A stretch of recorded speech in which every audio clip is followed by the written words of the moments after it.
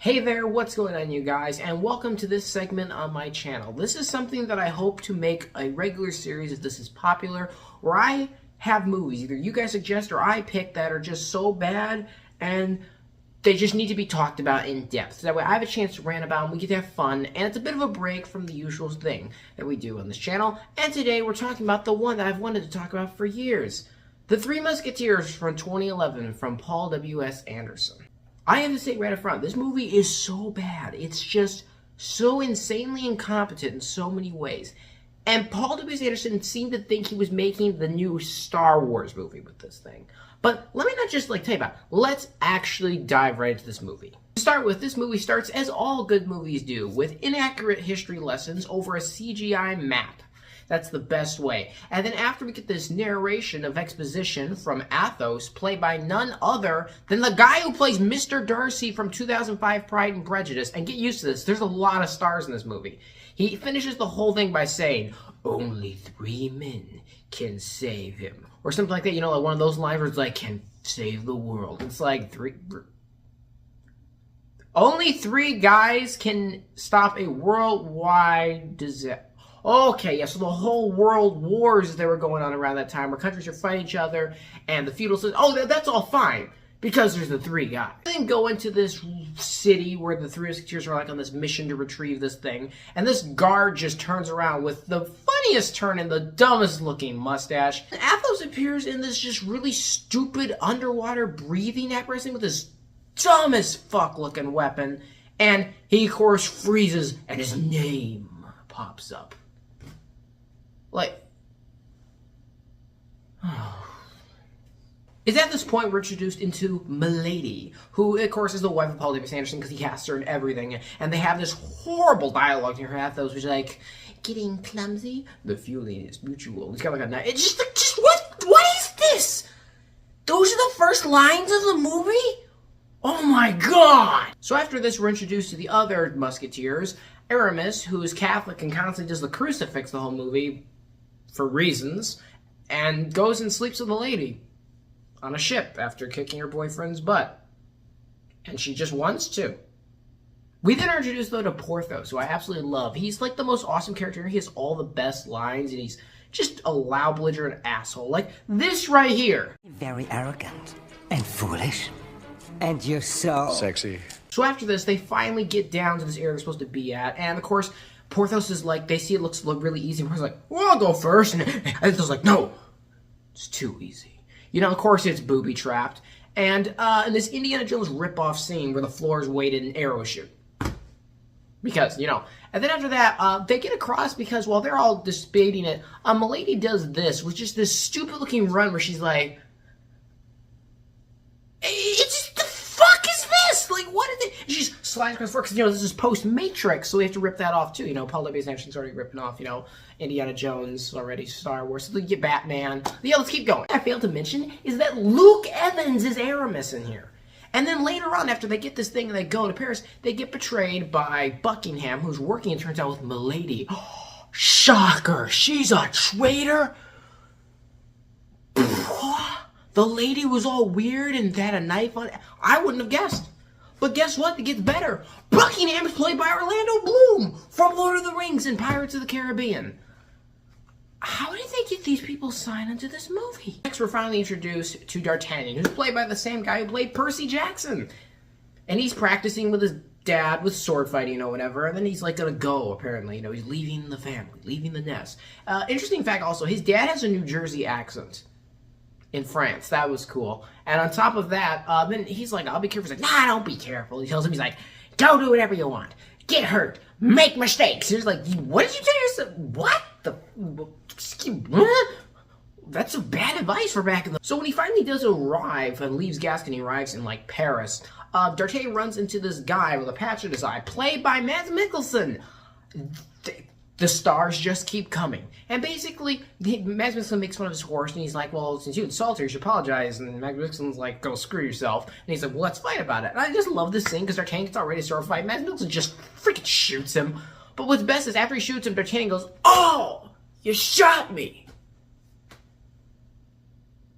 Yeah, he knows he's the one who pulled the trigger. He knows he shot you. So the next, D'Artagnan's kind of like just scampering about the town, and he manages to piss off all three of the Musketeers. And he does it all in different ways. He messes up the clothes of Porthos. He's being disrespectful to Athos. But the best one is Aramis. Aramis gives D'Artagnan a ticket. A ticket, writes it up like a cop, and puts it on the horse because the horse took a shit. And then he's like, "What is this?" And he gives him like the fancy verbiage for it, and he goes, "Tell me that. I'm sorry, I don't speak, like," he's like, well, like law enforcement in French. And he explains it to him. Except Aramis isn't speaking French. In the movie, they're all speaking English. And they speak like English people. Like they're British. They have British accents. They use dialogue like British people. They use verbiage like British people. This movie makes no sense. Because he pissed them all off, they all schedule to fight him. So he schedules them one after another to go fight. None of them know this except D'Artagnan, though. After this, we're introduced to Cardinal Richelieu, the villain, played by two-time Oscar Award winner Christoph Waltz from Inglourious Bastards. Hans Landa is in this movie. And of course, he's like playing chess against himself. He's like, there's no one good enough to beat me, of course, And then she's like, "Oh, you're so evil." She literally tells him that, and he goes, "Evil is just a point of view." And it's just like, oh, I'm gonna have an aneurysm. So after this, we're introduced to the king, who is just this annoying guy. He's supposed to be comedic relief, who's always worried about fashion. And he's just annoying. He's this weird, awkward pain in the ass that I just hate in every scene.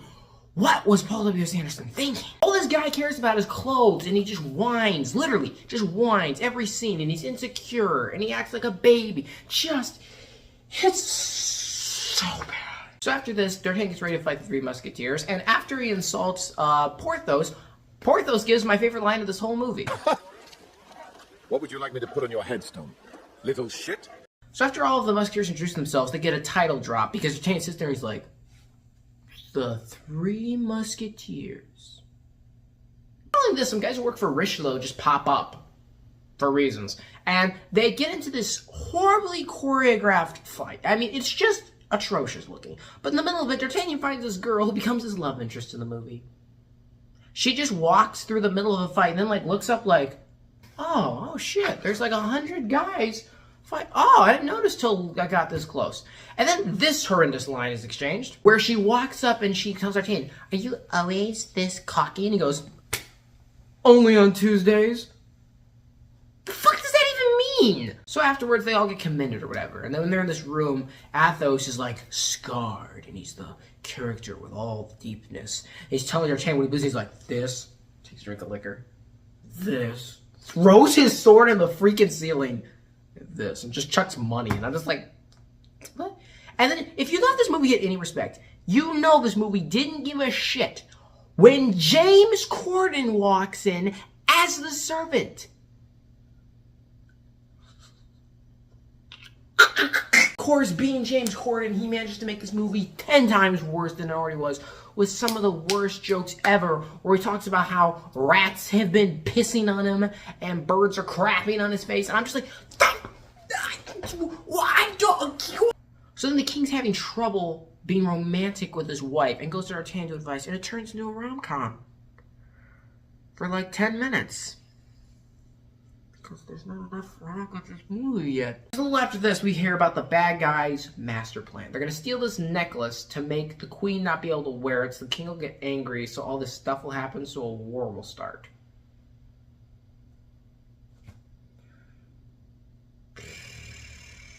So then, they arrive, Orlando Bloom in his little ship, because he's working with the bad guys too. But not really, because the bad guys are working against each other. So he's kind of working with Milady, but doesn't know Milady's actually working with Christoph Waltz. But nevertheless, he arrives in this.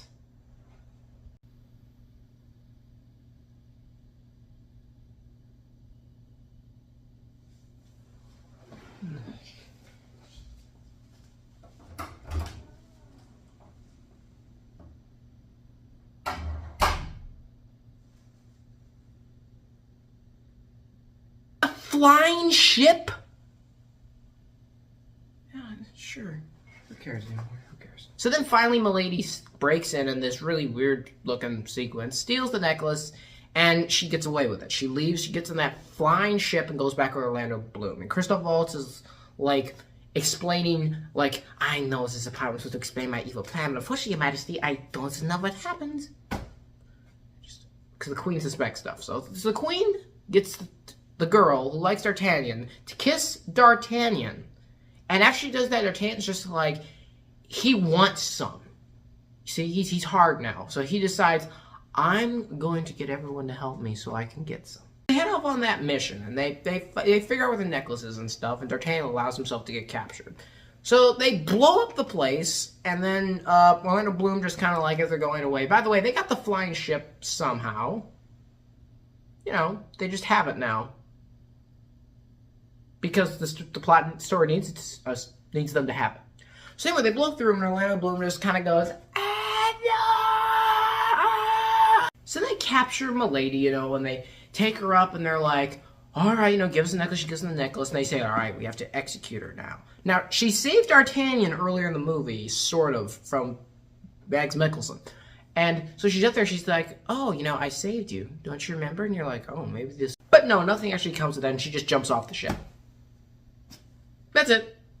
Well, then Mads Mikkelsen shows up with D'Artagnan's girlfriend tied to the front of a ship. By the way, everyone's just breathing, like, in the near stratosphere, but that's fine. So basically he tells them, you know, give me the necklace, you get the girl. So they make the exchange, but they trick them. So they fly into a thunderstorm, no one gets hit by lightning, these wooden ships aren't blown out the sky, and everyone's still breathing. And they get into this huge battle, and D'Artagnan and him get in this really badly, like, janky choreographed sword fight. But the sword fight gets better because of this one-liner in the end.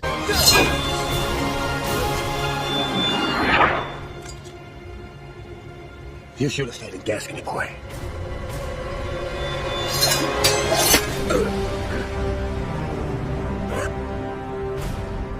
You should have apologized to my horse.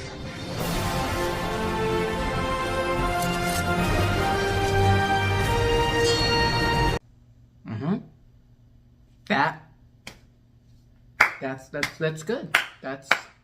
That's good. First they get back and they do the old thing where they like, everyone smiles in the end and it's like, yay, you know, and then they cross swords, say, one for all, everything. They're like, James Corden goes to say something like, oh, shut up. And they say at the same time, they walk off and it's,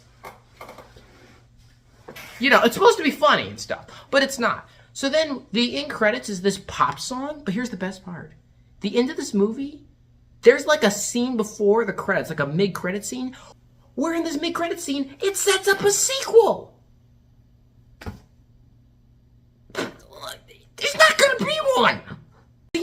So yeah, guys, that is The Three Musketeers 2011, one of the worst movies I've ever seen.